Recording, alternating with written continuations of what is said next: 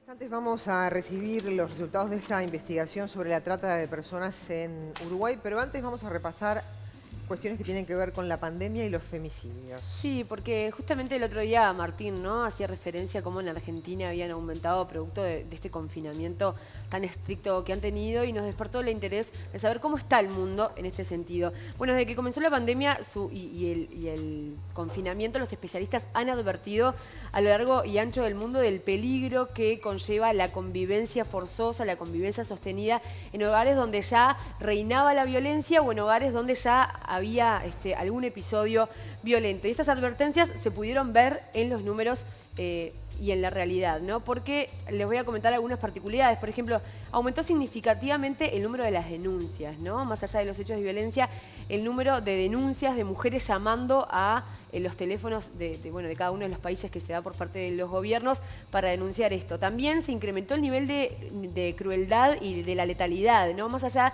de los femicidios o de los hechos violentos hacia las mujeres, incrementó la manera es más cruel de suscitar justamente estos femicidios y estos hechos de violencia. La mayoría de los estados pusieron en marcha un servicio permanente de 24 horas. Esto es algo positivo a raíz de los llamados de atención que ha hecho ONU, específicamente ONU Mujeres. La mayoría de los estados en América Latina y en el mundo, bueno, han desarrollado un servicio permanente de 24 horas para apoyo psicológico justamente a las mujeres que sufren esta situación. Pero también en muchos estados, esta es la otra cara de la moneda, recién se empezó a activar un protocolo cuando se suscitaron los primeros hechos de violencia, cuando murieron las primeras mujeres. Bueno, se dieron cuenta que realmente era un problema el confinamiento y la convivencia de algunas parejas donde la violencia reinaba, y ahí fue recién que activaron sus protocolos. También otro factor que incidió en el repunte global de la violencia doméstica fue que muchos centros para víctimas de violencia de género cerraron, ¿no? Producto de la pandemia, de la imposibilidad de que haya flujo de personas, muchos centros de atención a mujeres víctimas de violencia cerraron, y también algunos procesos judiciales se detuvieron. En el Uruguay pasó eso. Claro. Muchas mujeres que estaban en proceso judicial para tobillera de su expareja y demás, quedó detenido o se retrasó justamente producto del confinamiento. Otra particularidad que se suscitó en cuanto a la violencia de género en épocas de pandemia es que aumentaron las denuncias por abuso sexual contra menores, en especial hacia aquellas comunidades indígenas y afrodescendientes, en otras partes del mundo, no hacia nuestro país, pero aumentaron los hechos de violencia y violaciones hacia los menores de edad. Y bueno, algo que es positivo de alguna manera es que ONU, la Organización de Naciones Unidas, exhortó a los estados y está atrás de cada uno de los estados, bueno, intentando controlar qué es lo que se hace.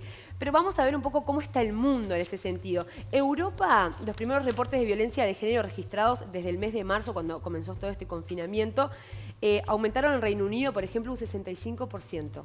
Que es un número bastante importante. Lo mismo pasó en Francia y en Alemania. Esta información la proporciona la ONU. Y en España, según el Ministerio de Igualdad, durante el estado de confinamiento más extremo, se generó una alza de 41,4% respecto al mismo periodo de 2019, y las consultas electrónicas aumentaron un 45,5%, ¿no? Más allá de que los estados generaron un potente resguardo para las mujeres en cuanto a las llamadas y demás. ¿Qué consiste? Cuando dicen, sí, acá aumentaron las llamadas. Pero vos, las mujeres cuando llaman, ¿qué es lo que Mirá, dicen? Ya es todo cuando llaman, ¿no? Lo que se vio es que hay mujeres que llaman pidiendo ayuda o pidiendo una guía, ¿no? Claro. Hay a veces que la violencia se consumó, pero en la mayoría sienten que están ante el peligro, ¿no? Presienten dentro de su hogar que están ante el peligro. Eso es importante remarcarlo. Todas las mujeres que se sientan que pueden estar en peligro, aunque todavía no hayan sido violentadas de manera física, pero sí de manera psicológica, tienen que hacer las denuncias y pedir ayuda, claro, para ver cómo manejarse. Quizás están pidiendo como un apoyo al paso previo a la denuncia, ¿no? Exacto. Bueno, si de alguna forma se puede salir por otro camino. Y por suerte esto se está dando, ¿no? Por eso es que aumentaron las llamadas, porque hay una fuerte campaña, ¿no?, de concientización a través de InMujeres y demás, en que se ha invitado a las mujeres a hacer este tipo de denuncias. Se ha generado una confianza que antes no había. Se está perdiendo el miedo a hablar. Y además antes las mujeres, cuando iban a hacer una denuncia, esto es clásico. A la comisaría, cuando te atendían, sí, señora, vuelva para su Sí, casa y sí, sí, hable. sí. Háblelo con su marido, o sea, terminaba en esa. Claro, pero evidentemente hay una campaña fuerte porque ya les digo, en España, por ejemplo, aumentaron un 41.4% las llamadas, ¿no? Las solicitudes de ayuda. Son pedidos de auxilio de alguna manera. Pero vamos a América Latina, tenemos algunas placas allí para compartir con ustedes. En México, por ejemplo, mientras el Ejecutivo aseguraba que la violencia machista se había reducido en el tiempo de aislamiento, bueno, las organizaciones feministas que trabajan en el tema reclamaron por la muerte violenta de 1.932 mujeres. Es un montón. 60% de aumento. Exacto, de las cuales el Estado no reconoce a todos los femicidios y hay diferentes criterios en los números entre las organizaciones de mujeres y el Estado, ¿no? Ya ahí es un problema grande, porque si el Estado oculta o no informa sobre los números, no sabemos de qué estamos hablando, cuál es el nivel de esta pandemia que sufren las mujeres. Bueno, y aumentó, es un número significativo el que vemos, pero en realidad no aumentó tanto con referencia al mismo periodo, porque aumentó un 5%. O sea, México es un país Claro, que gra- sufre Muy, pero mucho. muy y aparte, machista, ¿no? exacto, eso iba a Muy decir, machista. tiene un grado de machismo altísimo. Altísimo. Bueno, México. imagínate, 1932 va en la época de confinamiento y es solamente un 5% le comentó en referencia al año pasado. Y las llamadas aumentaron un 60%. En la Argentina se registraron 143 femicidios en los primeros 6 meses y las llamadas por denuncias aumentaron un 39%. Sí, sí. No, Esa hay un- cifra de México Sí, es una impresionante. cosa Pero un impresionante. detalle, tuvo medio berreta decir que el machismo es la consecuencia del femicidio. Puede serlo, ¿no? No, tiene eso por qué ver, es, ¿no? pero puede ser un factor, Puede ser un ¿no? factor, Puede ser un factor hay tipos que lleva machistas, a- tipos a- machistas No, que pero es un son estado asesinos. machista el Claro, mexicano. total, Claro. total. ¿No? Hay personas que son hombres machistas muy caballeros, Claro. que jamás le pondrían la mano encima a una mujer, Exacto. por dar un ejemplo Está bueno, los está más bien, está bien la evidentes. aclaración, está bien la aclaración. Pero bueno, pero también hay Es una casos que componente, el por machismo supuesto. también es O sea, vehículo de, ¿no? todos Fomenta. los femicidios son perpetuados por hombres Exacto. machistas. Que no quiere decir que todos los machistas sean asesinos, ¿no? Claro. Hay muchos hombres y sobre todo gente No, de otras discrepo. épocas. Bueno, No todos los asesinos de mujeres son machistas. cuando el móvil es un tema de género, sí. Ahí O- sí, Hay claro, un hombre que claro. puede matar a una mujer porque la va a Sí, robar o por otras cuestiones. Cuando el móvil es un tema de Exacto. género, Es 100%. O sea, ¿Machista? Por eso, Sí, ahí se discrepo. transforma en femicidio, ahí es cuando Claro, es Claro. pero discrepo que el femicidio. móvil Si no es sea un ser homicidio, no es un machista. homicidio. El móvil femicidio es puede cuando ser- se mata a una mujer por su condición de ser mujer, ¿no? Sí, por pero violencia de género. no es porque sea machista el tipo. Claro, sí, se entendió la diferencia. Sí, sí, sí. bueno, en Brasil los femicidios aumentaron un 22.2% en comparación con el mismo periodo del año pasado. Bueno, aumentó, no tan radical como tal vez en otros países, pero aumentó.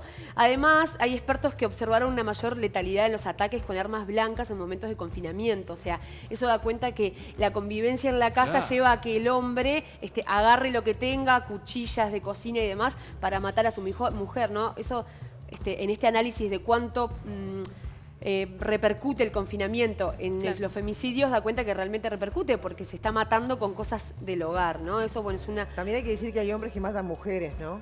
Mujeres que Y, matan hombres. Mujeres que matan hombres y... Sí, pero en menor medida. En menor medida, ¿no? En menor Pero medida.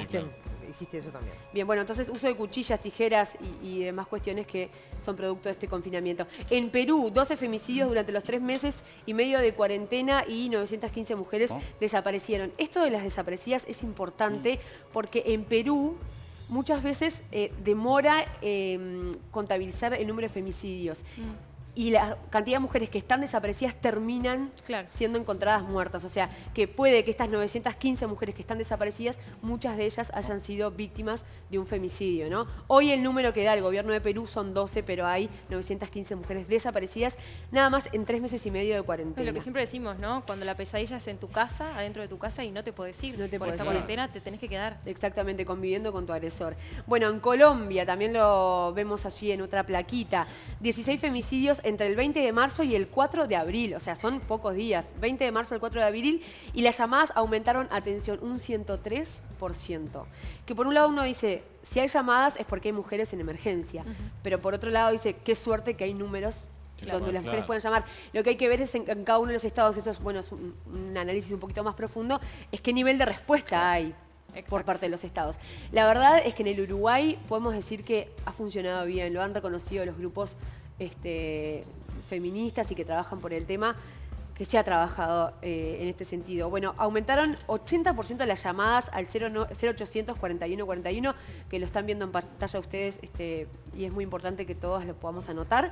Y disminuyeron un 11% las denuncias en sedes policiales. Claro, a raíz del confinamiento las mujeres dejaron de ir a las sedes policiales y se abocaron más a los teléfonos. Y bueno, esa es la situación un poco del Uruguay, que me parece que se actuó rápido en este sentido. Recuerdan aquella conferencia de prensa de Mónica Botero junto al presidente y demás, donde anunciaban este teléfono, que se iba a aumentar el tiempo, digamos, de atención en las llamadas para guiar a las mujeres que son víctimas de violencia de género.